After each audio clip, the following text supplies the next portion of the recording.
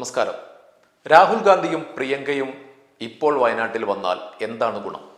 പ്രത്യേകിച്ച് ഇങ്ങനെ ഒരു സിറ്റുവേഷനിൽ അതുകൊണ്ട് നേട്ടമെന്ത്? അത് ഗുണത്തെക്കാളേറെ ദോഷമല്ലേ ചെയ്യുന്നത്? പലരും ചോദിച്ച ഒരു ചോദ്യമാണ്. രക്ഷാപ്രവർത്തനത്തെ അത് ബാധിക്കും, ദൗത്യസംഘത്തിന് അത് തടസ്സമുണ്ടാക്കും. ഇങ്ങനെ പലരും പ്രകടിപ്പിച്ച ഒരു സംശയം എനിക്കുമുണ്ടായിരുന്നു. അതിന് കാരണം രാഹുൽ ഗാന്ധി ഒരു MP ആണ് എന്നതിലുപരി ഇന്ത്യയിലെ പ്രതിപക്ഷ നേതാവാണ്. ഇന്ത്യയിലെ ഏറ്റവും പോപ്പുലറായ ഒരു നേതാവാണ്, ക്രൗഡ് പുള്ളറായ ഒരു നേതാവാണ്. അതുകൊണ്ട് തന്നെ അദ്ദേഹത്തെ കാണാൻ ആള് കൂടാൻ സാധ്യതയുണ്ട്. അദ്ദേഹത്തിന് വലിയ സെക്യൂരിറ്റി സംവിധാനങ്ങളുണ്ട്. അദ്ദേഹത്തിന് ചുറ്റും തോക്കുധാരികളാണ്, നിരവധി വാഹനങ്ങൾ ഉണ്ടാകും, നേതാക്കളുടെ ഒരു പട തന്നെ കൂടെ ഉണ്ടാകും. ഇതുകൊണ്ടൊക്കെ തന്നെ അത് രക്ഷാപ്രവർത്തനത്തെ കാര്യമായി ബാധിക്കും എന്ന ഒരു സംശയം. ഇപ്പോഴത്തെ സാഹചര്യത്തിൽ രാഹുൽ വരാതിരിക്കുന്നതാണ് നല്ലത് എന്നത് തന്നെയായിരുന്നു രാഹുൽ ഗാന്ധി വരുന്നതിന് മുമ്പ് വരെ ഉണ്ടായിരുന്ന എൻ്റെ അഭിപ്രായം. പക്ഷെ ആ അഭിപ്രായം രാഹുൽ വരുന്നത് വരെ മാത്രമേ നിലനിന്നുള്ളൂ. രാഹുലും പ്രിയങ്കയും വന്നതിന് ശേഷം എൻ്റെ ആ അഭിപ്രായം ഞാൻ തിരുത്തി. അത് തെറ്റാണ് എന്നെനിക്ക് ബോധ്യപ്പെട്ടു. ഒന്നാമത്തെ കാര്യം, രാഹുലിൻ്റെയും പ്രിയങ്കയുടെയും സന്ദർശനത്തിൽ നമ്മൾ ഭയപ്പെട്ടതുപോലെ രക്ഷാപ്രവർത്തനത്തിന് യാതൊരുവിധ തടസ്സവും നേരിട്ടില്ല. അത് മാത്രമല്ല, ദൗത്യസംഘത്തിനും അവരുടെ സാമീപ്യം, അവരുടെ ആ സന്ദർശനം, അവരുടെ ഇടപെടൽ എല്ലാം ഒരു ഊർജമായി മാറി എന്ന് തന്നെ പറയാം. എൻ്റെ അഭിപ്രായം തെറ്റാണ് എന്ന് എനിക്ക് ബോധ്യപ്പെടാനുണ്ടായ മറ്റൊരു കാരണം കൂടിയുണ്ട്.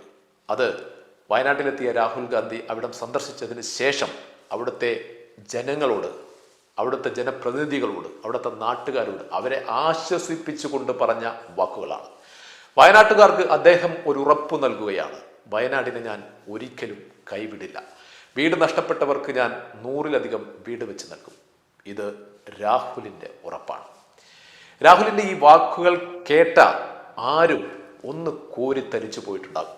എത്രയോ ദുരന്തങ്ങൾ നമ്മുടെ രാജ്യത്ത് സംഭവിച്ചിരിക്കുന്നു. എത്രയോ ദുരന്തങ്ങൾ കണ്ട നാടാണ് നമ്മുടെ നാട്. എത്രയോ ആളുകൾക്ക് വീട് നഷ്ടപ്പെട്ടു, ഉറ്റവരും ഉടയവരും നഷ്ടപ്പെട്ടു.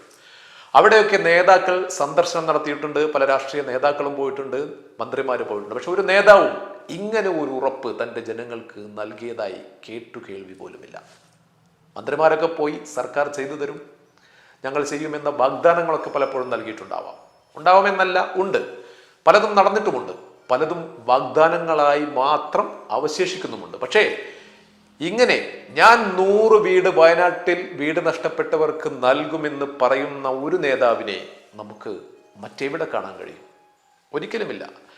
രാഹുൽ ഗാന്ധി ഒരിക്കലും വെറും വാക്ക് പറയാറില്ല. വിശ്വാസ്യതയുള്ള നേതാവാണ് രാഹുൽ. ക്രെഡിബിലിറ്റി ഉള്ള ഒരു നേതാവ്, ഒരു നാടിൻ്റെ വേദന എന്തെന്ന് തിരിച്ചറിയുന്ന ഒരു നേതാവ്, ജനങ്ങളുടെ നോവും നൊമ്പരങ്ങളും അറിയുന്ന നേതാവ്, അതിന് തനിക്ക് കഴിയാവുന്ന രീതിയിൽ പരിഹാരം കാണണമെന്ന് ആത്മാർത്ഥമായിട്ട് ആഗ്രഹിക്കുന്ന ഒരു നേതാവ്. ശരിക്കും പ്രതിപക്ഷ നേതാവായിട്ടല്ല, രാഹുൽ ഗാന്ധി ഇന്ത്യയുടെ പ്രധാനമന്ത്രിയായിരുന്നെങ്കിൽ എന്ന് വീണ്ടും വീണ്ടും ആഗ്രഹിച്ചു പോകും ആരും, ഏതൊരു മനുഷ്യരും. കാരണം അത്രയ്ക്ക് കരുണയുള്ള, നന്മയുള്ള നേതാവാണ് രാഹുൽ. മനുഷ്യത്വമുള്ള നേതാവാണ് രാഹുൽ. രാഹുൽ ഗാന്ധി പറഞ്ഞിരിക്കുന്നത് 100-ലധികം വീടുകൾ എന്നാണെന്ന് തോന്നുന്നു. അത് മാത്രമല്ല, രാഹുലിൻ്റെ ആ പ്രഖ്യാപനത്തോടെ, രാഹുലിൻ്റെ വരവോടെ അതിന് പിന്നാലെ കർണാടകയിലെ കോൺഗ്രസ് ഗവൺമെന്റ് നൽകുന്നത് 100 വീട്. കേരളത്തിലെ യൂത്ത് കോൺഗ്രസിന്റെ കമ്മിറ്റി പറഞ്ഞിരിക്കുന്നത് 30 വീട്. ഇൻകാസ് UAE അങ്ങനെയുള്ള കമ്മിറ്റികൾ നൽകി പറഞ്ഞിരിക്കുന്നത് 10 വീട്. അതായത് കോൺഗ്രസിന്റെ നേതൃത്വത്തിൽ മാത്രം, കോൺഗ്രസിന്റെ പോഷക സംഘടനയുടെയും നേതൃത്വത്തിൽ മാത്രം 240-ലധികം വീടുകൾ.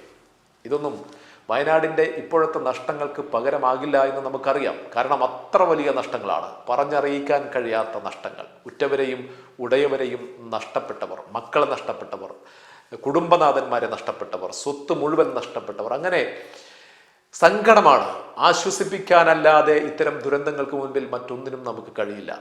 രാഹുലിൻ്റെയും പ്രിയങ്കയുടെയും ഈ വരവ് അതും ഒരാശ്വാസം തന്നെയാണ്. 240 വീട് എന്നതൊരു ചെറിയ കാര്യമല്ല. പക്ഷേ അതുകൊണ്ട് അവസാനിക്കും രാഹുലിൻ്റെ സഹായം എന്ന് ഞാൻ കരുതുന്നില്ല. കാരണം രാഹുൽ അങ്ങനെയാണ്.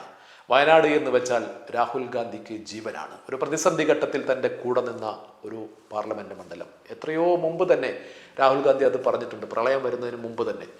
വയനാട് എന്നും എൻ്റെ ഹൃദയത്തിലുണ്ടാകുമെന്ന്. തീർച്ചയായും വയനാട് മാത്രമല്ല, ഇന്ത്യ രാജ്യത്തെ ഓരോ പൗരനെയും ഹൃദയത്തിൽ സൂക്ഷിക്കുന്ന നേതാവ് തന്നെയാണ് രാഹുൽ ഗാന്ധി.